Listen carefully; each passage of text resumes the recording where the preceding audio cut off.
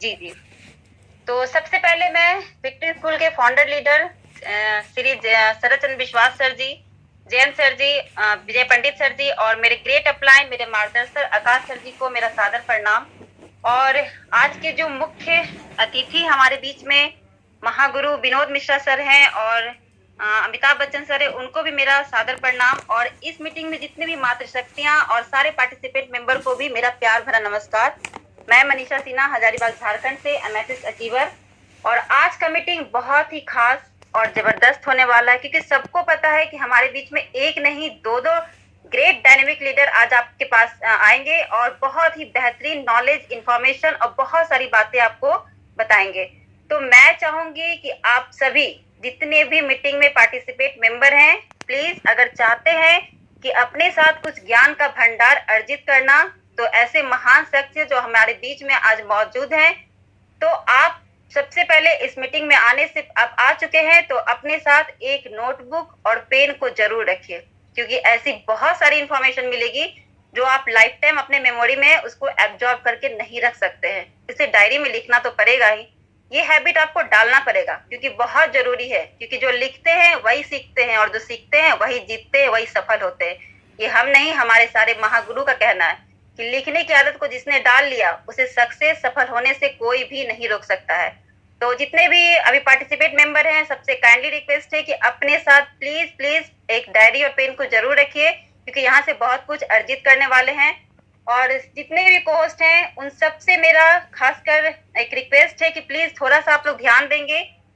गलती से भी माइक अनम्यूट नहीं होना चाहिए, क्योंकि जब हमारे ग्रेट डायनेमिक लीडर अगर आपके पास कुछ इंफॉर्मेशन रख रहे हैं, उसमें वो अगर आपका माइक अनम्यूट हो जाता है तो आपको पता भी नहीं चलता है और सामने वाले डिस्टर्ब होते हैं।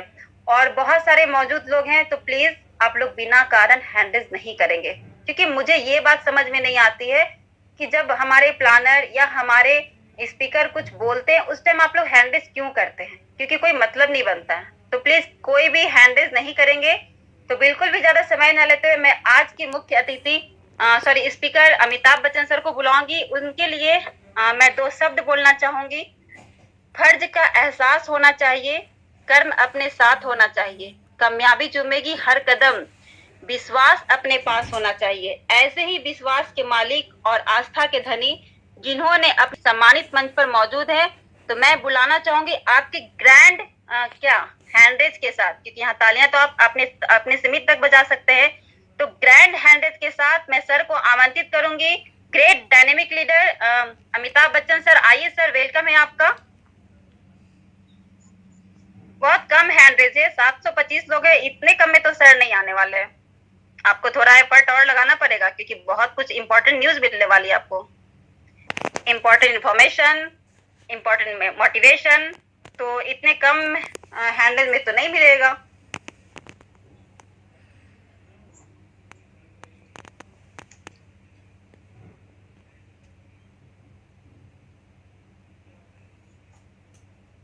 चलिए अमिताभ सर, क्या सुन पा रहे मुझे? जी मैडम, बहुत बहुत शुक्रिया आपका। बहुत वेलकम सर, वेलकम। बहुत धन्यवाद आपका। आपने बड़े ही अच्छे शब्दों में मुझे इस मंच पर आमंत्रित किया है, जिसके लिए मैं आपका शुक्रिया अदा करना चाहता हूँ। नमस्कार दोस्तों, आप मुझे जानते हैं, मेरा नाम अमिताभ है और मैं इस सिस्टम में जून 2020 से हूँ और इस सिस्टम को मैं तब से सीख रहा हूँ। और मेरे ग्रेट अपलाइन दीपक सर हैं, सुरभि चंद्रा सर हैं, पंकज मिन सर हैं, और नाम लूंगा विशेष तौर पर राजेश सर का, आरपी राजेश सर का, जिन्होंने ऑनलाइन मंच के माध्यम से हम सबको एक मौका दिया कि आप माइक पकड़ें और माइक पे कुछ बोलें। उनका भी धन्यवाद करूंगा। मंच पर विजय पंडित सर उपस्थित हैं, उनका भी। और मैं अभी एमेथिस्ट लेवल पर हूं, आप सबको पता है। और इस मीटिंग का जो आगाज मैं करना चाहता हूं इस बात से कि जब शुरुआत हुई इस बिजनेस की और मैं जब इसमें आया था, तो मन में बहुत सारे सवालात थे। और जो मैंने अपने ग्रेट अपलाइन दीपक सर से पूछा, तो उन्होंने मुझसे कहा था कि आप खुद ही क्यों नहीं टॉर्च बियरर बनते हो, आप खुद ही क्यों नहीं सोचते हो कि इन सवालों के जवाब आप खुद ढूंढो और लोगों को भी बता सको, तो ऐसी काबिलियत क्यों नहीं पैदा करते। तो मैं धन्यवाद करता हूं दीपक सरकार, जिन्होंने मुझे मोटिवेट किया और जिनकी बदौलत मैंने बाकायदा इस बात पे रिसर्च किया कि गवर्नमेंट ऑफ इंडिया का क्या अप्रूवल है, चिट फंड पर्लवाइन है या नहीं है, आरबीआई का, सेबी का क्या गाइडलाइन है, एनबीएफसी से रजिस्ट्रेशन है, अगर नहीं है तो क्यों नहीं है, एमसीए से पर्लवाइन का रजिस्ट्रेशन है, नहीं है तो क्यों नहीं है, या अगर चाहिए तो क्यों चाहिए और नहीं है तो क्यों नहीं होना चाहिए।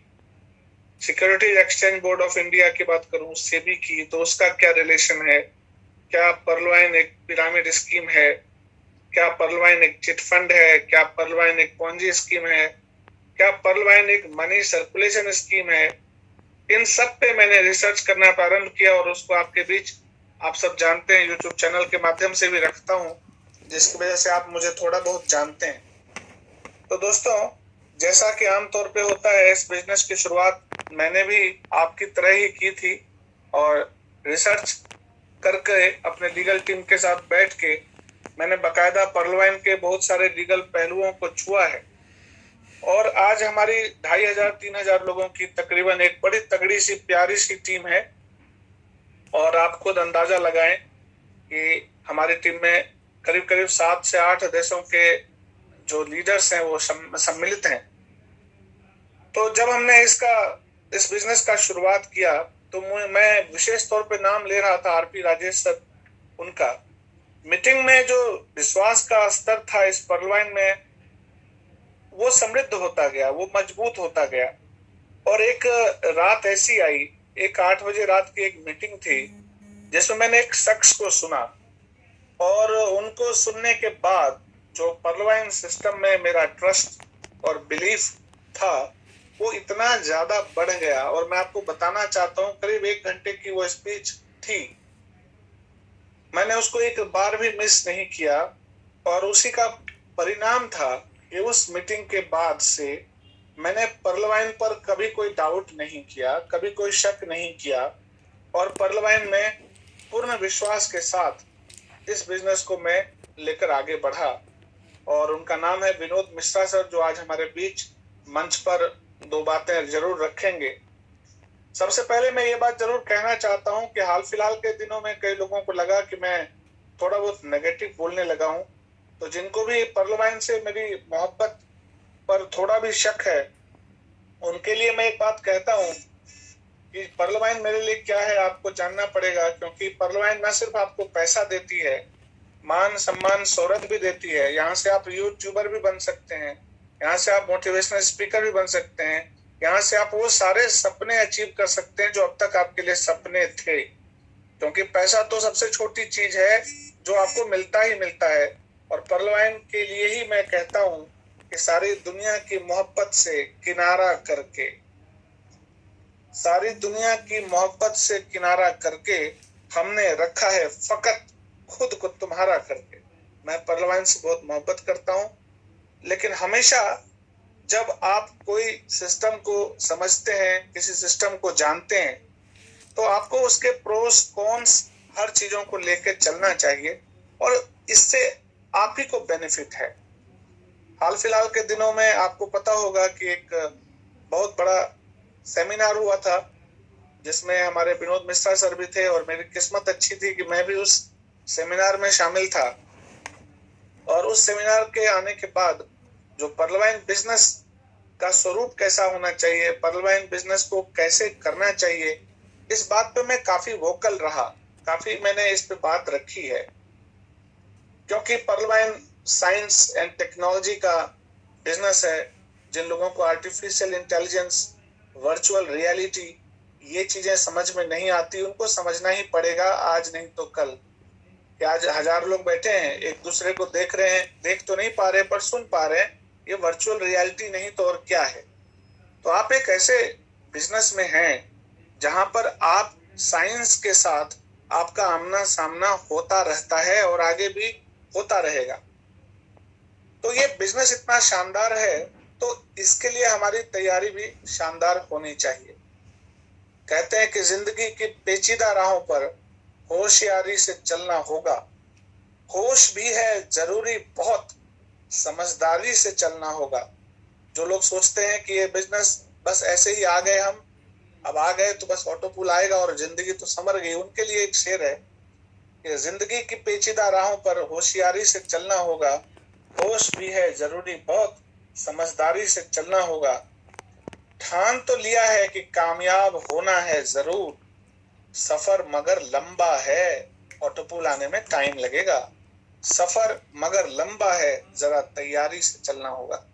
तो पर्ल वाइन बिजनेस अगर आप कर रहे हैं और आपने तैयारी नहीं की है तो इससे सही समय और कुछ नहीं हो सकता। सही समय मैं क्यों कह रहा हूं? क्योंकि अपग्रेडेशन का दौर है दोस्तों। अभी अपग्रेडेशन आने वाला है। पर्ल वाइन के नए एरा की शुरुआत होने वाली है।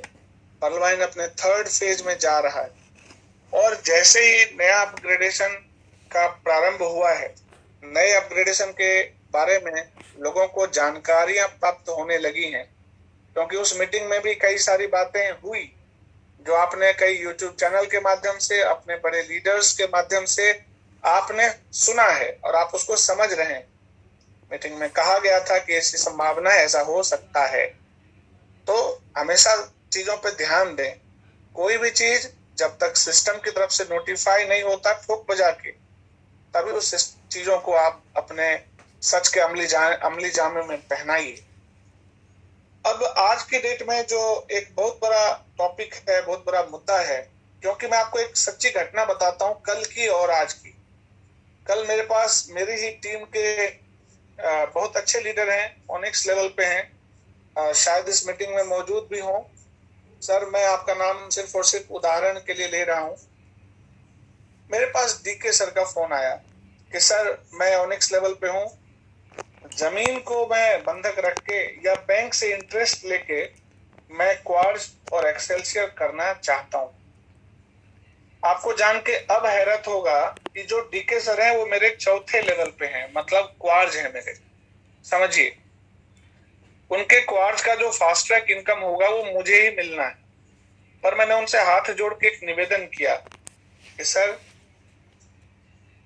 आप अपग्रेडेशन करना चाहते हैं, करें, अवश्य करें, परंतु जमीन को गिरवी रख के, चाहे बैंक से इंटरेस्ट लेके अगर आप करना चाहते हैं, तो आपको सबसे पहले पर्ल वाइन सिस्टम को समझना है।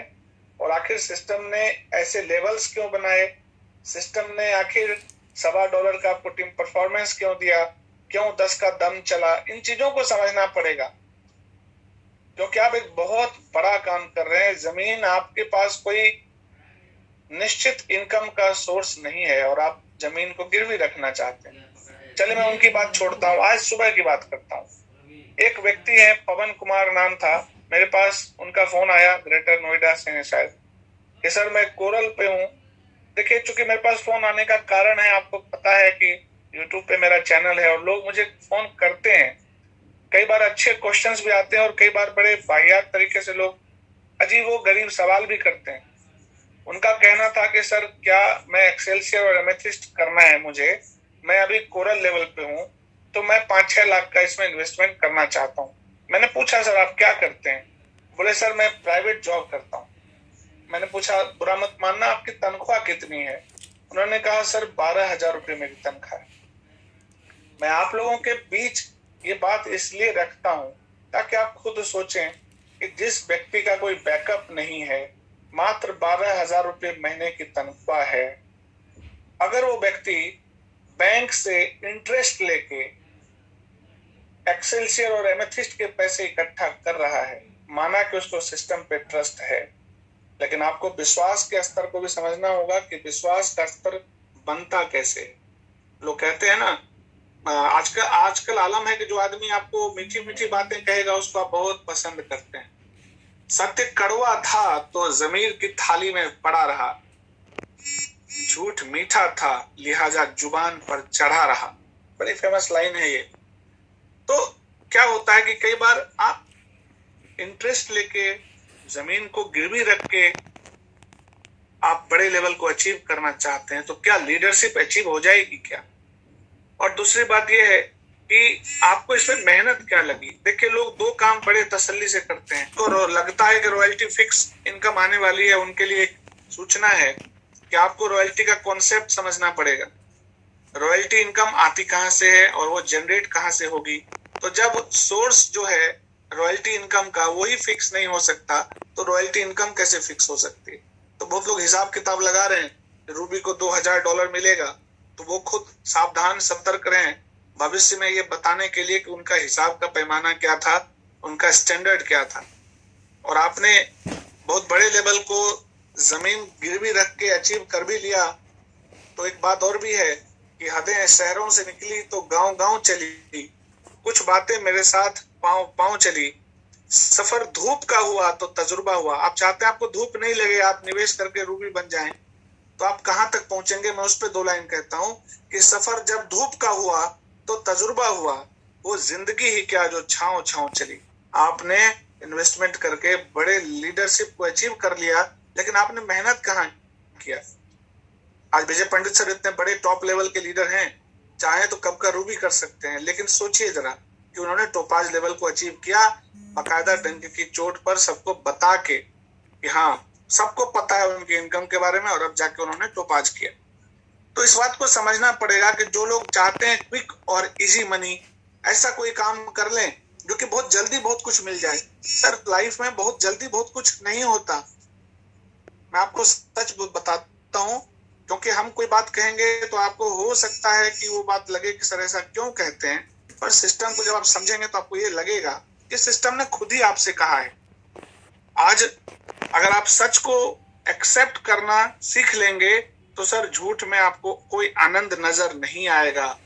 कहते हैं कि जिसने सच का स्वाद चखा है, झूठ में कोई स्वाद नहीं रखा।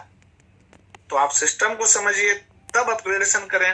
विनोद मिश्रा सर ने पिछली मीटिंग में कहा था कि आप जो अर्न करते हैं, क्या आप बचा भी रहे हैं या सिर्फ अपग्रेडेशन में लगा रहे हैं।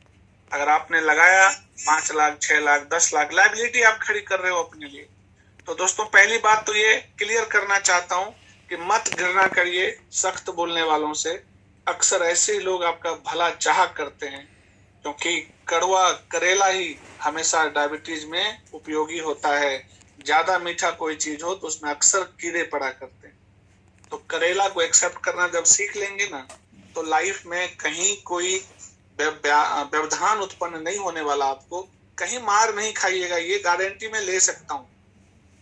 पार्लियामेंट बहुत लंबे समय तक चलने वाला सिस्टम है, और ऐसा सिस्टम वो इसलिए बना क्योंकि उसका जो कंपोजिशन है, उसका जो स्ट्रक्चर है, जो व्यक्ति गहराई से उसको समझेगा वो इस बात को भी समझेगा कि लंबे समय तक ये क्यों चलता है। कई लोग आपको डंके की चोट पे ये बात कहते हैं क्योंकि उनको थोड़ी समझ है इस सिस्टम की। आप भी समझ पैदा करें। कई लीडर्स आपको मीठा मीठा बोल के आपको मोटिवेशन की आड़ में हो सकता है आपसे कुछ करवाएं, तो आप अपनी समझदारी का, अपने विवेक का इस्तेमाल क्यों नहीं करेंगे। चलिए, मैं आपका ज्यादा समय नहीं लूंगा, क्योंकि जो लीडर आज हमारे बीच चीफ गेस्ट के तौर पे हैं, उनको मैं खुद इतना सुनना चाहता हूं, क्योंकि मैंने जितनी बार सुना है वो कम पड़ता है। पर मैं हमारे दीपक सर की एक लाइन, उन्होंने बालकांड से पिछली बार उदाहरण आपको बताया था, यहाँ पे वो लाइन बोलना चाहता हूँ। बालकांड में एक लाइन था कि गगन चढ़ई रज पवन प्रसंगा, कीचहि मिलई नीच जल संगा, साधु असाधु सदन सुख सारी, सुमिरहि राम देहि गनिकारी। मतलब ये हुआ कि पवन जो है, हवा जो है, हवा के संग से जो धूल है वो आकाश पे चढ़ जाता है। तेज हवा चलती है तो छोटे छोटे जो धूल कण है वो आकाश तक पहुंच जाते हैं।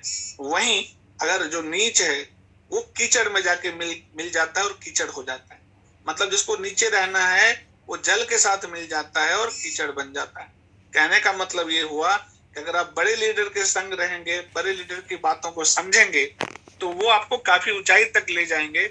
और मेरे ऊपर कहा जाए तो वरद हस्त है बड़े बड़े लीडर्स का, जिन्होंने मुझे ऊंचाई तक पहुंचाने में मदद की है। तो ऐसे ही एक महान लीडर हमारे साथ हैं।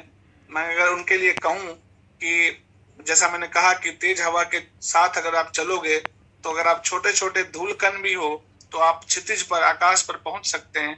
तो ऐसे ही लीडर है विनोद मिश्रा सर, जिनके संगति में आके, जिनके साथ आके, देखिए संगति बहुत आवश्यक है दोस्तों। मैं आपको कोई प्रवचन नहीं दूंगा, लेकिन सच्चाई क्या है कि अगर संगति अच्छी हो तो जहां एक तरफ धुआं जो है कालिख बन जाता है, वहीं पर अगर धुआं अच्छी संगति में रहे तो वो स्याही बन जाता है। तो आपको संगति अच्छी करनी है, मतलब आपको ऐसे लीडर्स की बात सुननी है जिसको सिस्टम की बहुत गहरी नॉलेज है।